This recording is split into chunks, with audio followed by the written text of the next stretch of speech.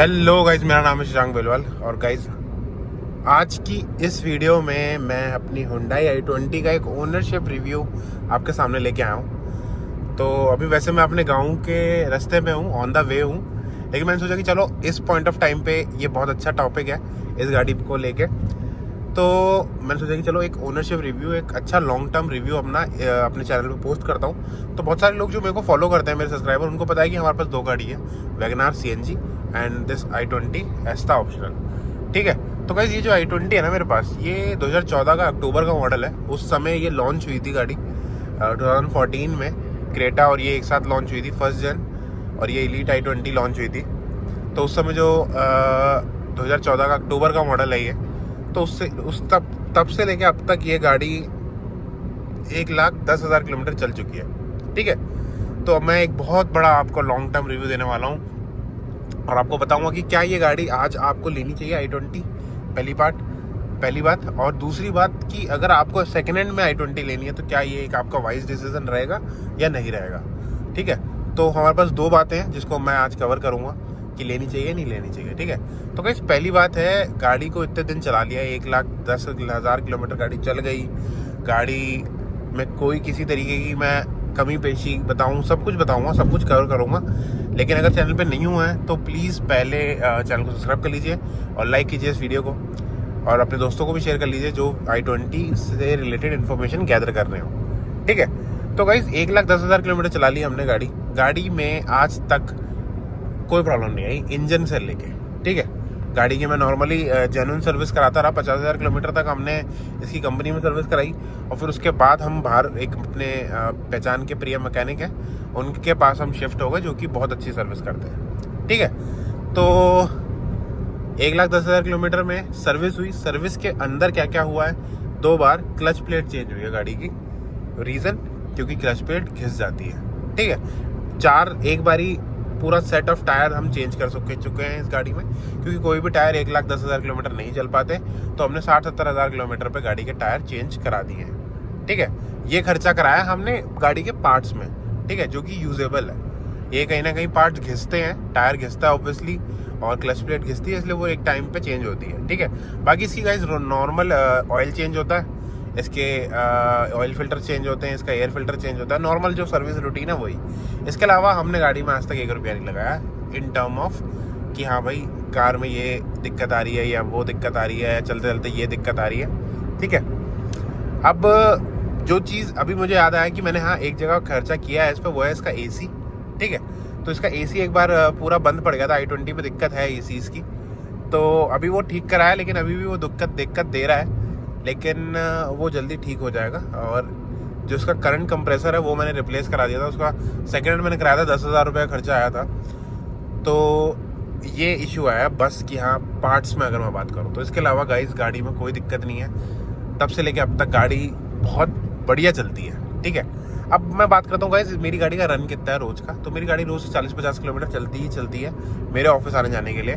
City में उसका 80% है, और थोड़ा सा 10-20% आप हाईवे मान सकते हो, जो कि है उसका गुड़गांव में हाईवे जो है ना अपना, उसी पे। तो ऐसे बेस पे कार को मैं इतने रोज़ चलाता हूँ तो कोई दिक्कत मुझे रोज़ में कुछ नहीं आती। AC भी ठीक ही चलता है, ऐसा को मैं कंप्लेंट नहीं कर रहा हूँ, बढ़िया चलता है। और गाड़ी की हैंडलिंग अगर मैं बात करूँ, पॉइंटर्स अगर मैं बताऊँ तो गाड़ी की हैंडलिंग एक नंबर है।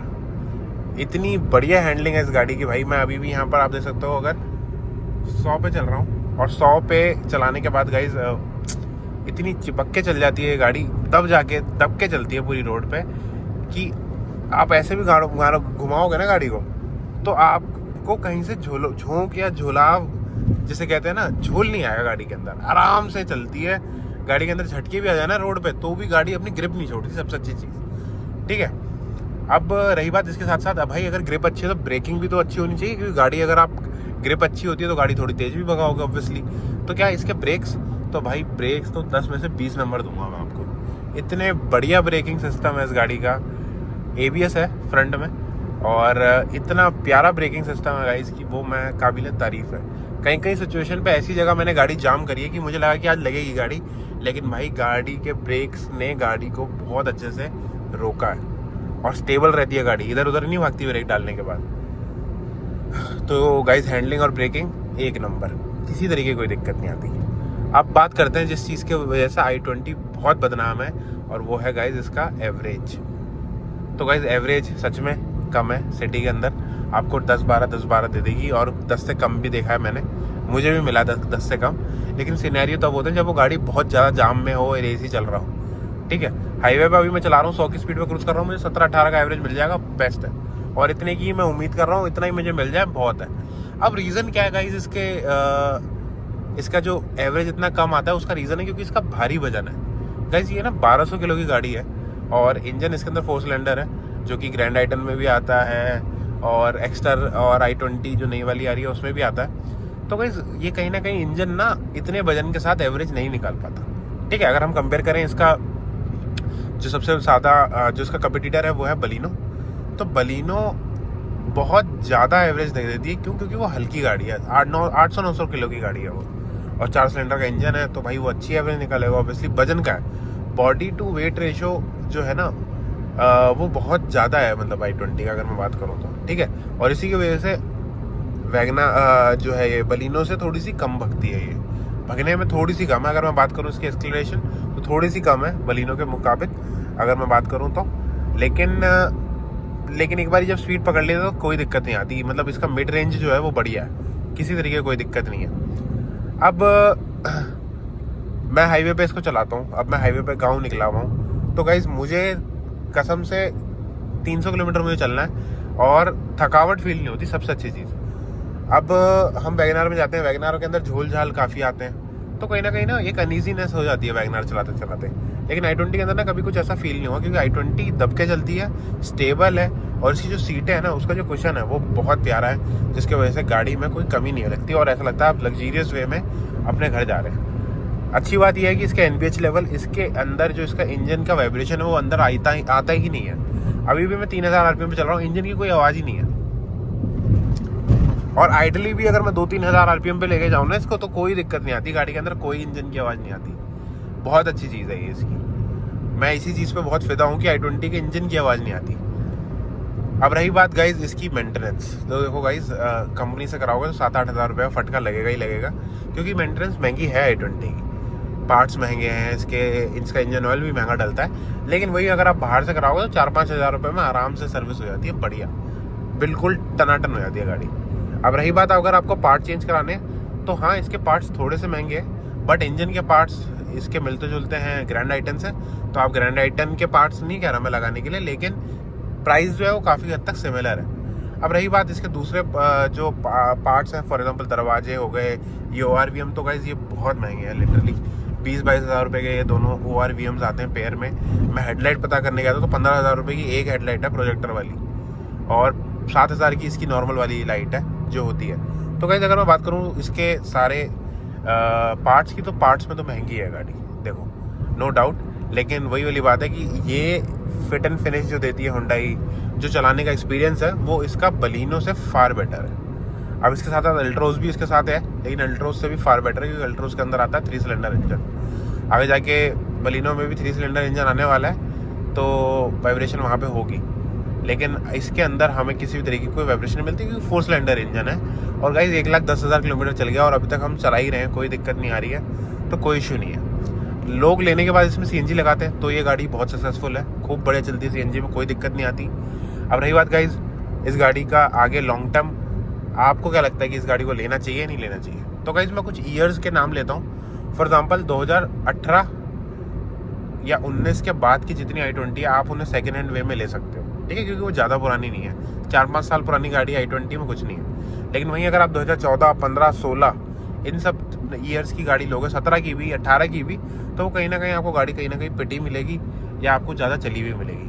तो रीसेंट ईयर्स की अगर आपको i20 मिल रही है तो आप बिल्कुल लो, कोई कमी नहीं आएगी गाड़ी के अंदर, क्योंकि मुझे पता है पार्ट्स इतनी जल्दी ख़राब नहीं होते, ठीक है। और रही बात आपको नई i20 लेनी है, तो नई i20 तो आंखें बंद करके ले लो, क्योंकि आज की डेट में इतने फीचर्स जितने आ रहे हैं स्पोर्ट्स मॉडल के अंदर, आप देख सकते हो सनरूफ आती है आज की डेट में i20 में, ये आते हैं क्रूज कंट्रोल्स आते हैं, सब कुछ आता है। हालांकि अभी भी 5 स्पीड गियर बॉक्स आ रहा है, लेकिन स्टिल मैं 1200 सीसी के इंजन की बात कर रहा हूँ, लेकिन स्टिल बहुत सही एक्सपीरियंस मिलेगा आपको i20 के साथ। One of my best car जिसको मेरे को जिसको लेने से मैं कभी भी मतलब मुझे बुरा फील नहीं हुआ।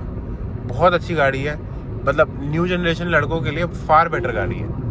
बलिनो तो एक आप कह सकते हो ना कि काफ़ी कम बिल्ड क्वालिटी वाली गाड़ी है, लेकिन इस गाड़ी का बिल्ड क्वालिटी बहुत अच्छा है।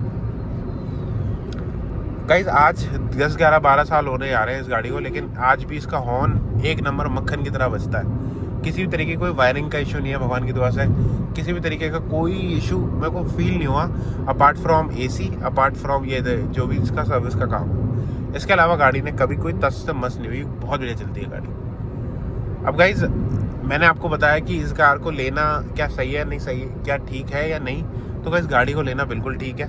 काफ़ी ज़्यादा बेनिफिट है इस कार को लेने के बाद, अगर आप कंपेयर करते हैं बलिनो से। बलिनो के अंदर प्लस पॉइंट ये है कि गाइज अब वो CNG में भी आती है, और अगर आपका CNG का प्लान है तो आप बलिनो ही लीजिए, क्योंकि मारुति की CNG का कोई तोड़ नहीं है। हुंडई से फार बेटर CNG मारुति की होती है, लेकिन i20 के अंदर अभी तक कोई ऑफरिंग नहीं है CNG की। अगर i20 में CNG में आ जाए ना, तो मैं दोबारा i20 लेने का प्लान कर सकता हूँ, लेकिन अभी कुछ पता नहीं क्या है उनकी प्लानिंग। बाकी गाइज i20 के बारे में जितना कुछ मैंने आपको बताया, अगर आपको अच्छा लग रहा है तो प्लीज़ लाइक कीजिए मेरे इस चैनल को और इस वीडियो को, सब्सक्राइब कीजिए मेरे इस चैनल को। बहुत इन्फॉर्मेटिव वीडियोस मैं ऑटोमोबाइल से रिलेटेड लेके आता रहता हूँ। अब रही बात हमारी i20 की, तो गाइज इसको मैं 1,10,000 किलोमीटर चला चुका हूँ, और अब तक और चलाऊँगा इसको 1,20,000, 30,000, 40,000, जब तक भगवान लेके जाए। हमारी गाड़ी बस चलती रहे भगवान की दुआ से। बाकी इसका आप जैसे आप देख सकते हैं टाइम भी आ रहा है, 4 साल रह रहे हैं अब इस गाड़ी के, तो 4 साल में जितनी चलेगी। उसके बाद फिर गाड़ी को निकाल के मैं CNG की कार प्रेफर करूँगा एक। अब CNG में बहुत सारे ऑप्शन आ सकते हैं। We have Tata Nexon, we have Brezza CNG, तो वो सारी उसी टाइम पे देखना पड़ेगा कि हमें क्या लेता हूँ। हुंडई में अभी कोई SUV ऐसा सच नहीं है जिसको CNG में लिया जा सके, लेकिन हमें वेट करना होगा, देखते क्या आता है CNG में, क्या वो लेके आते हैं और क्या ऑफरिंग रहती है उनकी तरफ से। बाकी मेरे को अभी तक कोई दिक्कत नहीं है अपनी i20 से। मैं बहुत एक प्राउड ओनर हूँ अपनी i20 का। इसके ब्रेकिंग, इसकी हैंडलिंग, इसका मैं कहीं ना कहीं फ्यूल कंजम्पशन भी ठीक ही है, क्योंकि मुझे रीज़न पता है फ्यूल कंजम्पशन क्यों उसका ख़राब है, लेकिन जब मेरे को रीज़न पता है तो फिर मैं इतना सोचता नहीं इसके बारे में। बाकी इस गाड़ी का मेरा रन इतना ज़्यादा नहीं है, 30-40 किलोमीटर रोज़ चलती भी है, तो मैनेजेबल है मेरे लिए। वहीं अगर इसका रन मेरा 100 किलोमीटर होता रोज़ का, जो कि मेरी वैगनार का है, तो मेरे लिए दिक्कत वाली बात थी, क्योंकि फिर सच में तेल बहुत खाती है गाड़ी। अब अगर आप लोगों को ये गाड़ी सच में लेनी है, तो आप सेकेंड हैंड मार्केट में, मैंने आपको ईयर बता ही दिया है, इस ईयर्स की गाड़ी आप ले सकते हो आराम से। गाड़ी को कोई दिक्कत नहीं है, टस से मस नहीं होती, गाड़ी बहुत दब के चलती है, बहुत मज़ा आता है गाड़ी चला के। i20 की handling one of the best है।